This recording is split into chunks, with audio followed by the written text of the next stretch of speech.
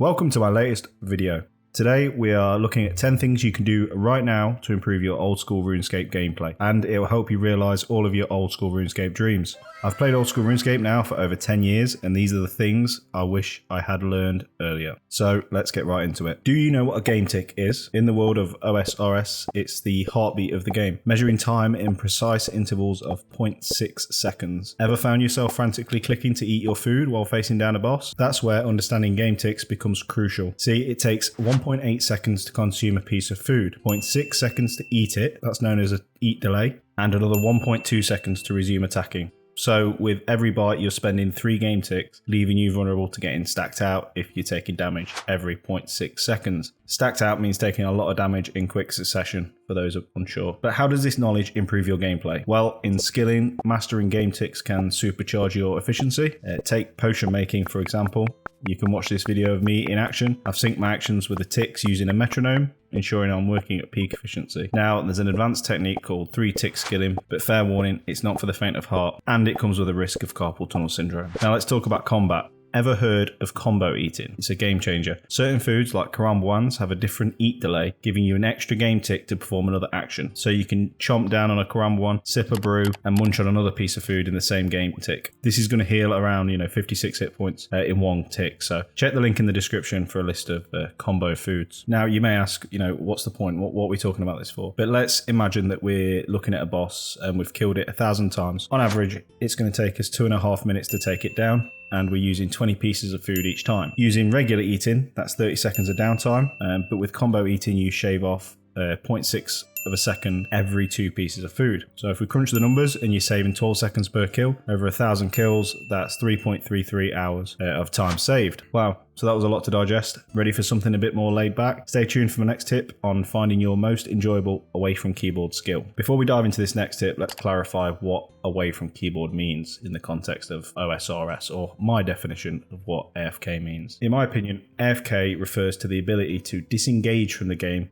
while still making progress on your account. Now let's discuss why finding an AFK skill that you genuinely enjoy is going to be important. In old school RuneScape, there are several skills that allow you to make progress with minimal attention, letting you multitask and tackle other activities. One of the most well-known ones is the Nightmare Zone. You can set your character to auto-retaliate for 25 minutes and continue earning XP. Yes, it's not the most efficient method, but some progress is better than none. It's easy to feel burnt out, especially in the late game, with its repetitive gameplay and slow progress. But remember, OSRS is a marathon, not a sprint. It takes time to master basic bossing, months to conquer raids, and years to max your account. Real life should always take priority. Don't stress over not being able to raid with your buddies. Your account will get there eventually. Take breaks when you need them, set clear boundaries, and remember that it's okay to step away from the game. In the end, finding an AFK skill that suits your playstyle is crucial, whether it's leisurely riding the agility bike in the blast furnace or something else entirely. Choose a skill that allows you to make progress while still enjoying other aspects of life. After all, OSRS, it's just a game. Don't put your life on hold for it. So let's talk about another lesson that extends far beyond the realm of OSRS. A lesson that's crucial in life. Be prepared to fail. Failure is something we all dread for various reasons. As humans, we're wired to feel the sting of loss more acutely than the joy of success. That's why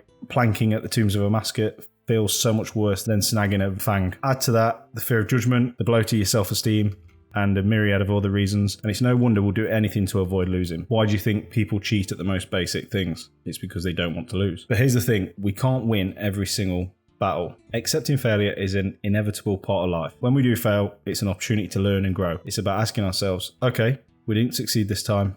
What can we learn from this experience to improve? Just like learning to ride a bike, mastering old school RuneScape requires resilience in the face of failure. Think back when you first learned to ride a bike. You likely experienced countless falls and scrapes before finally managing to stay on the bike. Every time you fell off the bike, it was a learning opportunity, teaching yourself how to adjust your balance, maybe pedal a bit more smoothly, anticipate an obstacle. It's all the same. In OSRS, every defeat at the hands of a challenging boss or a failed quest attempt is a chance to learn and grow. Just as falling off a bike doesn't mean you'll never ride again, failing in the game doesn't mean you'll never succeed. Embrace failure as a natural part of the learning process and use it to propel yourself forward on your journey to mastery. When we're learning a new skill, it involves several core elements, with practice and repetition being paramount. Our brains rely on neuroplasticity and muscle memory to encode behaviors. Ever try typing with your keyboard shifted slightly from its usual position? It's going to throw you off completely. That's because you've developed a muscle memory and your brain has adapted to know where that keyboard is. Feedback and reflection are equally crucial. Instead of getting frustrated when we fail, we should analyse why it's happened and commit to doing better next time. Seeking feedback from friends or fellow players can provide valuable insights at no costs. Adapting to a new situation is another essential skill. We need to be able to navigate through different scenarios the game throws at us, learning from our failures and applying those lessons to new challenges. Of course, these are just some key areas to improvement. Personally, I find learning best through trial and error. Have you ever found yourself in a raid only to have someone introduce you to a completely new technique? It happens to me all the time. And speaking of new tech, let's talk about something every RuneScape player dreams of, the quest cape. Achieving a quest cape in OSRS should be a priority for every player. It's not just a symbol of accomplishment, it's a gateway to a vast array of content that can transform your experience. And here's the interesting part, the stats required to obtain the cape aren't as daunting as you might think. With some planning and following the advice we discussed earlier, even lower level players can embark on the questing journey towards the prestigious cape. So now let's talk about the sheer breadth of content unlocked by obtaining the quest cape. From the convenience of fairy rings to the rapid transportation offered by the spirit trees, every aspect of your journey becomes smoother and more efficient. Trust me, start a new account and you'll quickly realise the incredible differences these shortcuts make in navigating the world of Gillinor. But that's not all. There are practical benefits too. For instance, obtaining the quest cape reduces the cost of entry to the Nightmare Zone by a massive amount of 10k per entry. That means you can train your combat skills more affordably while still enjoying the luxury of an AFK training method. Additionally, the quest cape grants you a convenient teleport directly outside the gates of the Legends Guild, a time-saving boon for anyone. And let's not forget about the style. With its sleek design and impressive emblem,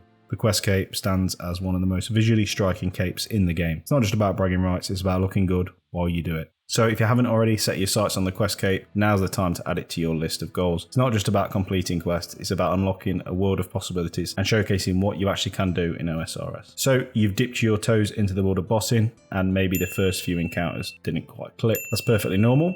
But if you're serious about leveling up your gameplay and your bank account, it's time to find a consistent money earner. Sure, taking on the Tombs of a Mascot with nothing but Kirill's crossbow and a dragon dagger is an impressive feat, but let's be real, it's not the most efficient way to rake in the cash. What you need is to find a boss that gets your adrenaline pumping, the one that makes you want to dive back in for another round. It doesn't have to be the most challenging boss out there, you don't need to master next duos or tackle the toughest bosses to make bank. Anything that can net you a steady 2 to 3 million coins an hour with minimal effort is going to make a difference. For me, that boss is Vorkath. There's something about killing that stupid big blue dragon on Slayer task that I just enjoy, and after enough runs I've reached a point where I can breeze through the fight with ease, allowing me to semi-zone out and still come out on top while watching YouTube and stuff like that. And let me tell you, nothing beats that feeling of seeing a nice, 20 million extra coins every time I get a Slayer task. It just helps keeping the training costs down on all the other things. And here's another tip as well.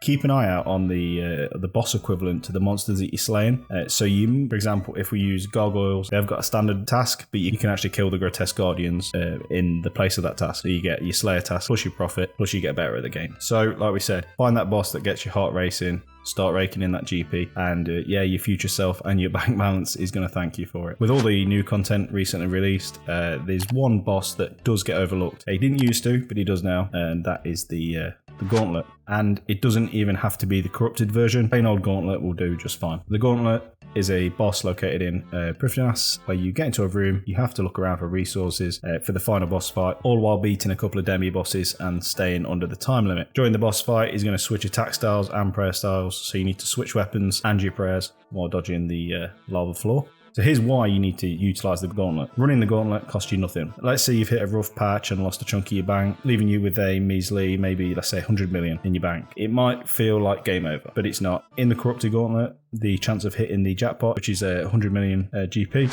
it's 1 in 400. Normal Gauntlet, it's 1 in 2,000. Sooner or later, it's going to happen, and it's just going to take some time. But trust me, you're going to get it eventually. And the real beauty of the Gauntlet lies in its ability to teach you the fundamentals of combat in old school RuneScape, from mastering prayer switching to perfecting your combo eating technique. The Gauntlet throws it all at you. Dodging, damage, efficient potion usage, you name it, it's got it all. When I first tackled the Gauntlet, I relied on a handy plugin called Hunlef Helper to guide me through. It's a nifty tool that tells you when to switch between range and mage protection, among other things. But the catch is, if you rely too heavily on the plugin, it can backfire.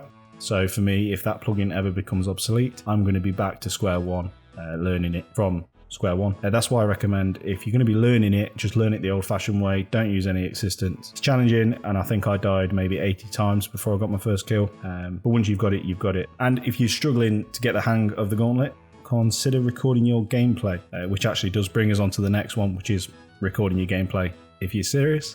So if you remember our earlier discussion about embracing failure as a stepping stone to success, well, one of the most powerful tools available to you for improving your gameplay and learning from your mistakes is none other than recording yourself. Think about it.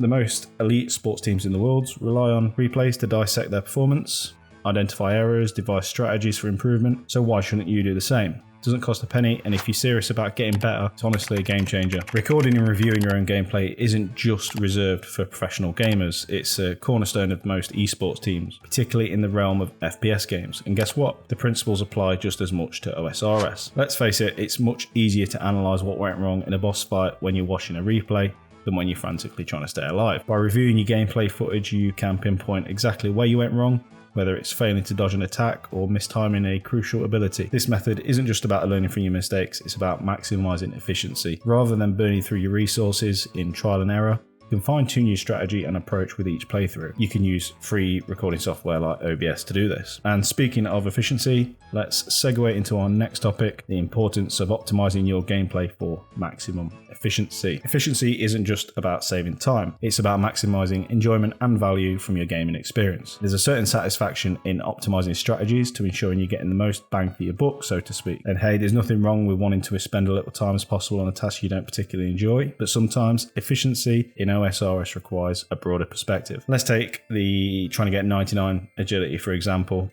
Sure, that milestone unlocks all the world shortcuts and gives you a bit more run energy, etc. But is it truly worth the time investment? In many cases, the time you spend grinding to 99 outweighs the time saved by using the shortcuts. Don't get me wrong, agility has got the perks beyond the shortcuts, but before committing to a goal, it's crucial that you're going to think to yourself, is it really worth your time? The principle applies across the board. In the early game, for instance, it's often more efficient to prioritize quests that grant skill boosts rather than grinding through low-level skilling methods. Quests not only provide valuable experience, but also unlock new content and shortcuts. So from efficiency in the bigger picture to efficiency during bossing, let's talk about F keys and prayer switching. So let me paint you a scenario. You've got a task ahead of you at work, copying and pasting 1,000 lines from Word to Excel. Now imagine if you approached it manually, right-clicking each line, selecting copy, switching screens, then right-clicking to paste. It's fairly tedious. Instead, you'd hopefully opt for the faster and more efficient method of highlighting,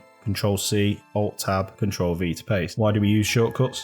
Because it's quicker and easier. Now let's apply that same logic to OSRS. Enter the F keys. These little wonders allow you to effortlessly switch between inventory interfaces with a simple keystroke. Typically F1 corresponds to attack, F2 to inventory, F3 to prayer, and F4 to magic. And let me tell you, mastering the F keys can revolutionize your bossing experience. No more fumbling with your mouse to switch between interfaces mid-fight. Just a quick tap of the F keys and you're good to go. Trust me, you need to learn it. But here's a word of caution and learn from my mistake. Don't fall into the trap of relying on just 2 fingers to handle all the key presses. I made that mistake and now I find myself manually having to switch into my magic book because my brain has learned that those fingers sit on the inventory and the prayer keys rather than an additional magic key.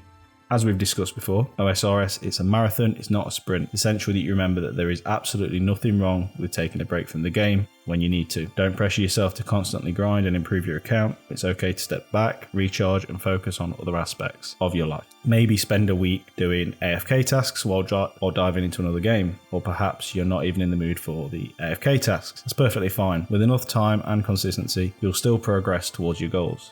Take it from me, I've been playing on this account for 6 years and it's taken me that long to reach where I am today. And you know what? That's fine. Sure, I could have maxed my account by now if I'd pushed myself harder, but it would have meant sacrificing time and energy on activities I might not have enjoyed. And who knows, I might have even burnt out and quit altogether. So my biggest tip for you is simple. Take your time, don't rush, and prioritize your well-being above all else. Remember, it's not all about reaching the end goal, it's about enjoying the journey along the way. So take breaks when you need them, pursue other interests, most importantly, look after yourself. Your account will still be waiting for you when you're ready to return. And in the meantime, focus on living a balanced and fulfilling life, both in and out of the game. Thanks for watching my latest video, and as you may know, I love making informative content for OSRS, and if this is your thing, please do drop a like and a subscribe so you know when my latest video comes out. Thanks. See ya.